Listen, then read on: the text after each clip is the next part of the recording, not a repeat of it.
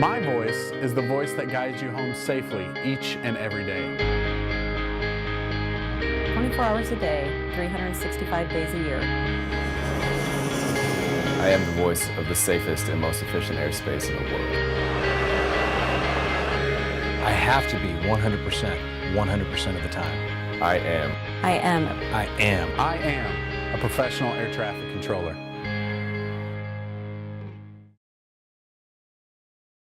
Welcome to AAAE One-on-One. I'm Melissa Sabatine.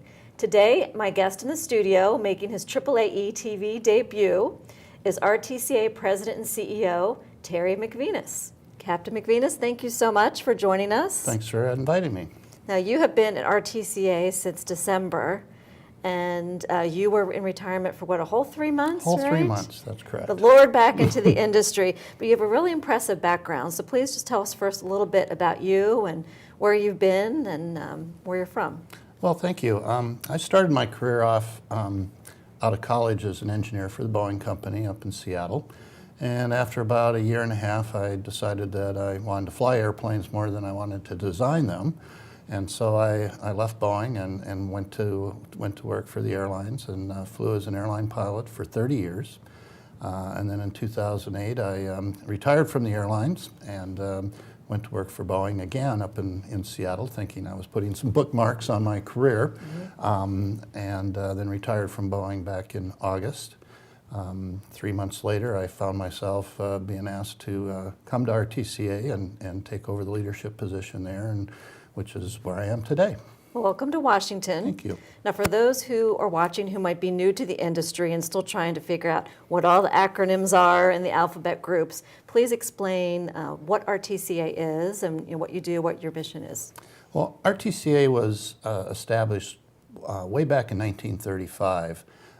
It was brought together to lead both the government and the industry, bring them together and try to develop some solutions for some of the technical issues that the industry was facing at the time. In 1937, we published our very first standard for anti-static antennas that were being used on airplanes at the time.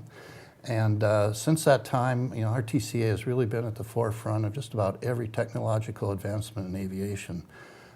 Today, our mission remains pretty much the same. We want to inspire the creation and the development of performance-based standards that can be applied out there in the industry that will ensure the safety, the security, and the overall health of the aviation system. Now, we were talking earlier, you also have an international link and component. Could you talk a little bit about that? Yeah, we've got a couple of tie-ins in the international community. First of all, we're recognized by ICAO, the International Civil Aviation Organization up in Montreal, we're a recognized standards development organization by them. We also have a sister organization over in Europe called EuroCA that we collaborate with, and as they develop standards for the European environment, we work together with them for the standards we develop. Most of the standards and the committees that we use to develop those standards are done jointly with EuroCA, so that there's some commonality behind the standards that get developed over here in North America as well as in Europe. Mm-hmm. Great.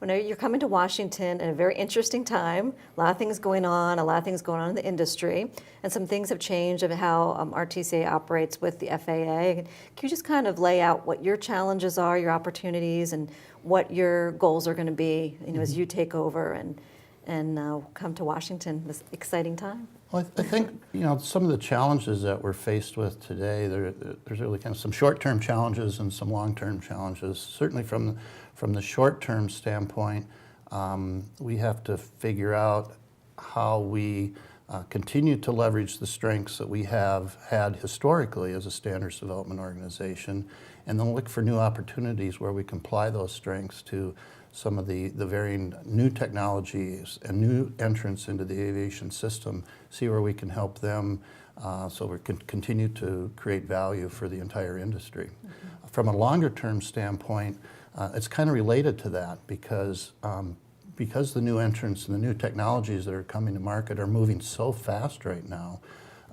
We have to take a look at our processes and how we develop standards and find means to do that a little bit more efficiently, a little bit more quickly, so that we can continue to serve the market. Right. Now, you also have started some thought leader type symposiums, and you have a conference coming up in June. Could you talk a little bit about those and how you're going to involve others in the industry? Sure. I think a very important part of any of us that are involved in aviation, I always say we have an obligation to be leaders in aviation.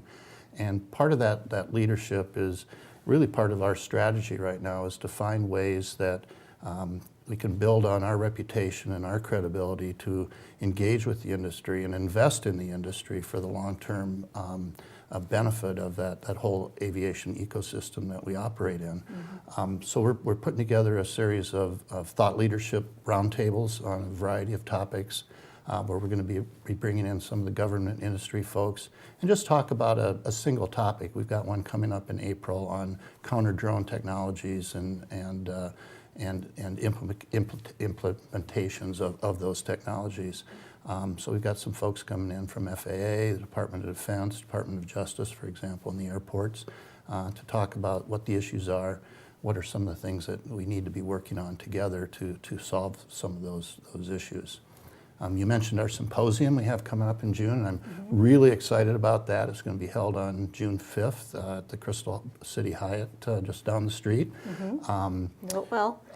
We are going to have over 200 executives from the FAA, from airports, from aircraft manufacturers, from the UAS community, coming in to listen to some panels that we put together on supersonic technologies, unmanned aerial vehicles, unmanned air traffic management, cybersecurity, and a few other things.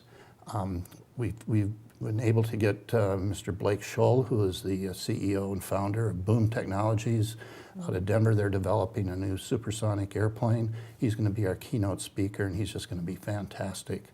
We also utilize that event as a means to recognize some of our committee members that have been working on the standards development, recognizes them for the great work they've been doing. And if any of your listeners are interested, they can go to our website, rtca.org, and get some more information, as well as sign up for the symposium. Great, thank you. We'll make sure that we have the website listed down below after your interview, so they can check that out. Is there anything we haven't talked about you'd like to add?